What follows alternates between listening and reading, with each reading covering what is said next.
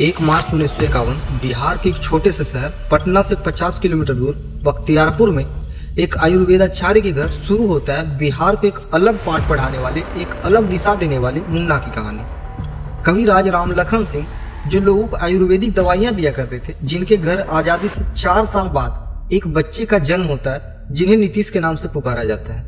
नीतीश का अर्थ होता है सही राह पर चलने वाला, लेकिन इसका मतलब ये तो नहीं होता कि बार बार पलटी मारे।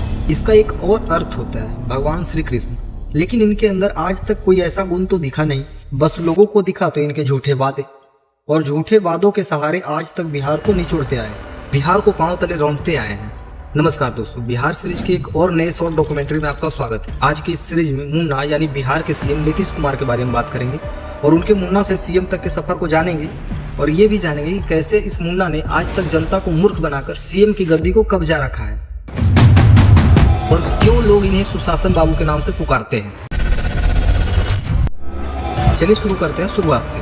बिहार के वर्तमान सीएम नीतीश कुमार की पढ़ाई और उनके जन्म स्थान बख्तियारपुर से शुरू होता है और घरों से शिक्षा पर जोर होने की वजह से नीतीश कुमार शुरू से ही पढ़ाई में अच्छे थे। 1950s एंड 1960 के दशक में बख्तियारपुर के स्कूलों में शहरों जैसा एजुकेशन नहीं दिया जाता था।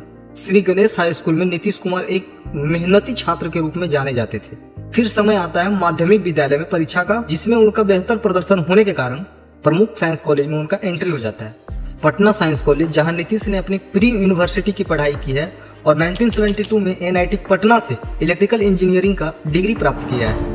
डिग्री लेने के बाद नीतीश कुमार ने बिहार स्टेट इलेक्ट्रिसिटी बोर्ड को ज्वाइन कर लिया और कुछ दिन इलेक्ट्रिसिटी बोर्ड में बिताने के बाद उनके अंदर पॉलिटिक्स का ख्याल आता है, जो कि सही भी था, क्योंकि बिहार के इंफ्रास्ट्रक्चर और डेवलपमेंट प्लानिंग के लिए उनसे अक्सर सलाह लिया जाता था और यहीं से बिहार के विकास के लिए पॉलिटिक्स में एंट्री लेने का मन बनाते हैं। फिर 1974 और 1977 में जयप्रकाश नारायण के संपूर्ण क्रांति आंदोलन में शामिल हुए और उस समय के महान राजनेता सत्येंद्र नारायण सिन्हा के काफी करीब रहे और पहली बार 1985 में बिहार विधानसभा के लिए चुने गए और 1987 में युवा लोक दल के अध्यक्ष बने और 1989 में जनता दल के सचिव के रूप में चुने गए और उसी ईयर 9th टर्म के लोकसभा के लिए भी चुने गए। 1990s में वे पहली बार सेंट्रल काउंसिल मिनिस्टर में एग्रीकल्चर मिनिस्टर के रूप में शामिल हुए।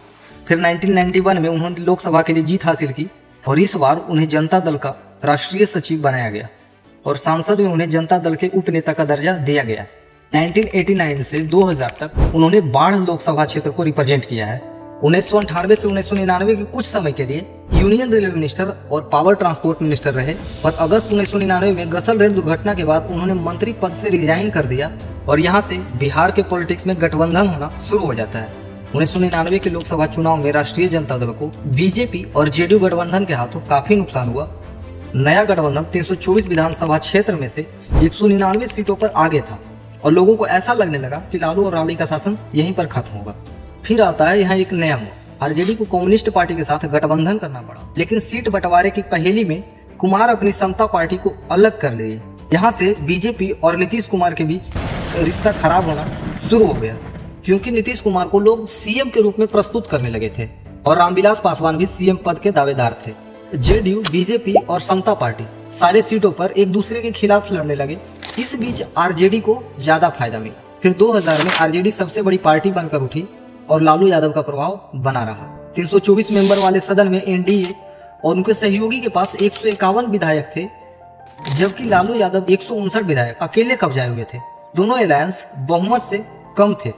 नीतीश कुमार ने असेंबली में अपनी मेजोरिटी साबित करने से पहले ही रिजाइन कर दिया और फिर से बिहार में लालू के पॉलिटिक्स के साथ राबड़ी देवी ने सीएम पद की शपथ ली।